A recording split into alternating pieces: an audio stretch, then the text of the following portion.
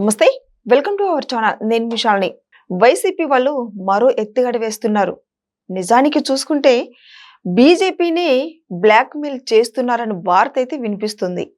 అసలు ఏంటి, ఏం జరుగుతుంది, దాని వెనక ఉన్న కారణాలు ఏంటి? గతంలో మనం చూసాం, అమిత్ షా గారిని కలవటానికి వైసీపీ నేతలు కొంతమంది వెళ్ళారు. ఏంటి, జగన్మోహన్ రెడ్డి గారి పర్యటనకి భద్రత కావాలి అని. మరి ఇదేనా బ్లాక్మెయిల్ చేయటం? ఏంటి దీని వెనుకున్న కారణాలు ఏంటి? అసలు దీని మీదే పూర్తిగా విశ్లేషించడానికి మన స్టూడియోలో ఉన్నారు టీడీపీ నేత బొమ్మల చెరువు శ్రీరాములు గారు ఉన్నారు. వారిని అడిగే విషయాలను తెలుసుకునే ప్రయత్నం చేద్దాం. నమస్కారం సార్. సార్, ఏంటి ఇప్పుడు వైసీపీ వాళ్ళు టార్గెట్ గా ఇంకొక ఎత్తుగడ వేయటం, ఇప్పుడు బీజేపీనే బ్లాక్మెయిల్ చేస్తున్నారన్న వార్త వినిపిస్తుంది సార్.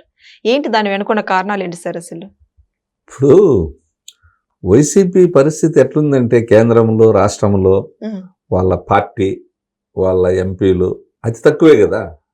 ఇప్పుడు ఆడ వైవి సుబ్బారెడ్డి ఒకడు మిగిలాడు పార్లమెంటు రాజ్యసభలో, ఇంకా రెండో వ్యక్తి, మూడో వ్యక్తి, నాలుగో వ్యక్తి రాజ్యసభ కేంద్ర ఎంపీలుగా ఉండే లోక్సభలో 4 ఉన్నారు అంతే.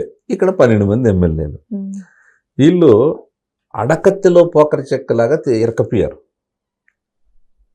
దానికి ఏమి 2019 నుంచి 24 వరకు వీళ్ళు చేసినటువంటి దాష్టికాలు, పాపాలు, కుంభకోణాలు చాంతాడంతున్నాయి. మీరు చూస్తున్నారు, రోజు కేసులు, కోర్టులు, అరెస్టులు, రోజు ఈ రోజు వరకు. ఇప్పుడు ఈ క్షణం వరకు శ్రీకాకుళం నుంచి కుప్పం వరకు ఇరకపోయినారు. అంటే వాళ్ళ చేతులారా ఆ రోజు వీళ్ళు విపరీతంగా కేసులు పెట్టేశారు. మా వాళ్ళ మీద అరెస్టులు, జైలు. లాస్ట్కు చంద్రబాబు మీద అత్యాత్తం కేసులు పెట్టారు. పొంగునూరు, మా మదనపల్లి అంగళ్ళ దగ్గర నుంచి. సో ఈరోజు అనుభవిస్తూ ఉన్నారు. మేము ఎక్కడ అక్రమంగా పెట్టలా, అన్యాయంగా ఇరికిచ్చలా. వాళ్ళు గతంలో చేసిన కుంభకోణాలు, చేసిన దాష్టికాలకు ఇప్పుడు చట్టం తన పని తను చేస్తూ ఉంటే, దానికి తోడు జగన్మోహన్ రెడ్డి పర్యటనల్లో ఏదో ఈ రఫా బ్యాచ్ అంట. అది ఏంది రఫానో మాకైతే అది అర్థమే కాదు. అది ఒక దరిద్రం పదం. అది మీరు ప్రజాస్వామ్యబద్ధంగా పర్యటన చేసుకోండి. ఇప్పుడు నువ్వేనా గొప్ప వ్యక్తి? రామారావు కంటేనా ఈ రాష్ట్రంలో లక్షల మంది వచ్చేవాళ్ళు రామారావుకు? ఏం సెక్యూరిటీ ఉంది ఆ రోజు? 82లో చెట్టు పుట్ట, ఊరు వాడ, కిటికీలు, తలుపులు, చాలా ఏరుల్లా, సముద్రంలో ఉప్పంగా వచ్చేసేవాళ్ళు జనము. అర్ధరైతులు అపరైతులు అనకుండా హరిజనులు, గిరిజనులు, వెడుగుబడి వర్గాలు, బడుగులు, అట్టడుగు వర్గాలు, మహిళలు, వృద్ధులు, విపరీతం లక్షలాది మంది వచ్చేవాళ్ళు రామారావుకి ఆ రోజు. ఆయన అనకూడదు కానీ ఆయన దాంట్లో నువ్వెంత అనువంత నీ పర్యటనలు, నీకు వచ్చే జనము. ఆ రోజు నుంచి ఈరోజు చంద్రబాబు వరకు లక్షల మంది వస్తూ ఉన్నారు. వద్దు, మీ తండ్రికి వచ్చారు కదా గతంలో కూడా. ఏ రోజైనా ఈ సమస్య వచ్చిందా? చాలా వద్దు, మీ తండ్రికే తీసుకో. రాజశేఖర రెడ్డి కూడా ప్రజానాయకుడే కదా, ప్రజాకర్షణ ఉండింది కదా. వారి పర్యటనలకు ఎక్కడైనా వచ్చిందా ఇబ్బంది? ఆ రోజు తెలుగుదేశం చంద్రబాబు నాయుడు గారే కదా ముఖ్యమంత్రి రాష్ట్రంలో. ఎక్కడైనా ఒక ఇంత ఆటంకం కలిగించామా? లేదు. రాజశేఖర రెడ్డి అధికారంలో ఉన్నప్పుడు మా నాయకుడు చేశాడు. ఏదో ఉంటాయి చిన్న చిన్న పర్మిషన్లో అవో తొక్కిసలాట ఏదో ఉంటాయి. అంతేగాని ఇంత రాద్ధాంతము, ఇంత దరిద్రము, ఇంత దాష్టికము నీ పర్యటనలక? అది పోయి 5,000 మంది 10,000 మంది, నేను పోతే 5,000 మంది వస్తారు నాకే. నేను కూడా రాష్ట్ర వ్యాప్తంగా గుర్తింపు ఉండి పార్టీలో, ప్రభుత్వంలో ఉండి, పార్టీలో ఉండి, విద్యార్థి నాయకుడిగా, రాడికల్ స్టూడెంట్ లీడర్గా, కొంత వక్తగా. నువ్వు పోతే వస్తారు జనం, కాదనలా.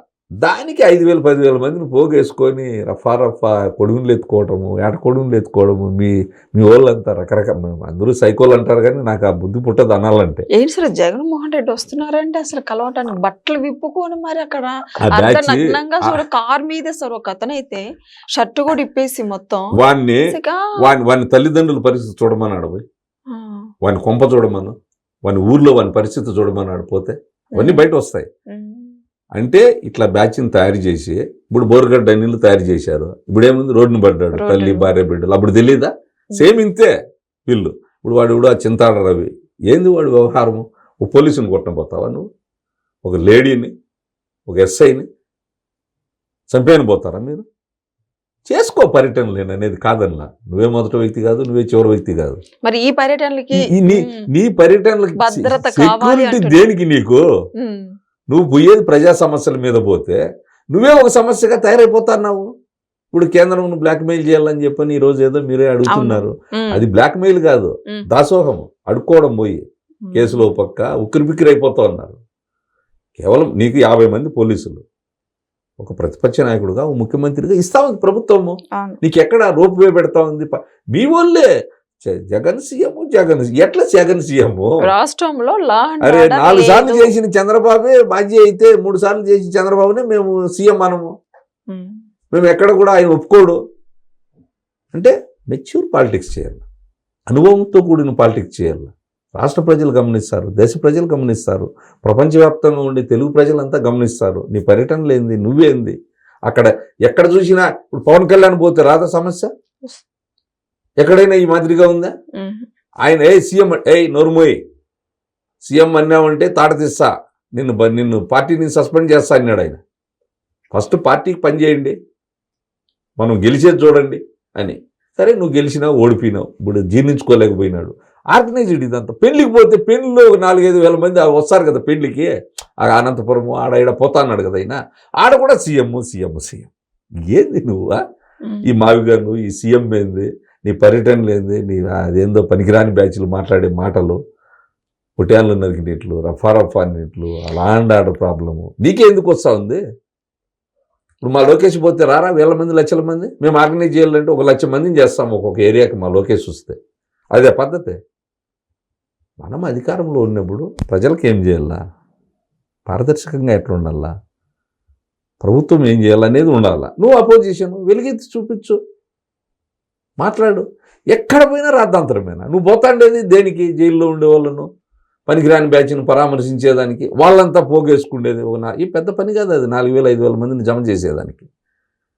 ఇదంతా కూడా వాళ్ళు 29లో అభద్రతాభావం వచ్చేసింది, అధికారంలోకి రాలేమో అని తెలిసిపోయింది. సో ఇవన్నీ చేస్తూ ఉన్నారు. కాబట్టి కాలమే వాళ్ళకి పరిష్కారం చెప్తుంది. మీరు ఈ విధంగా చేస్తా పోయే కొద్దీ పూర్తిగా మీరు ఇంకా ప్రజల్లో ఇప్పటికే మీ గ్రాఫ్ 20% పడిపోయింది, 40% నుంచి. ఇంకా భవిష్యత్తులో ఇంకా ఎక్కువ చేస్తారు వీళ్ళు. కానీ చట్టం గమనుండదు, కేంద్ర రాష్ట్ర ప్రభుత్వాలు చూస్తూ ఉండవు, ఇంటెలిజెన్స్ రిపోర్ట్ ఉంటుంది కేంద్రం దగ్గర, రాష్ట్రం దగ్గర అంతా. కాబట్టి మిమ్మల్ని ఎప్పుడు కూడా మీరు ప్రజాదరణ పొందలేరు. Okay, thank you sir.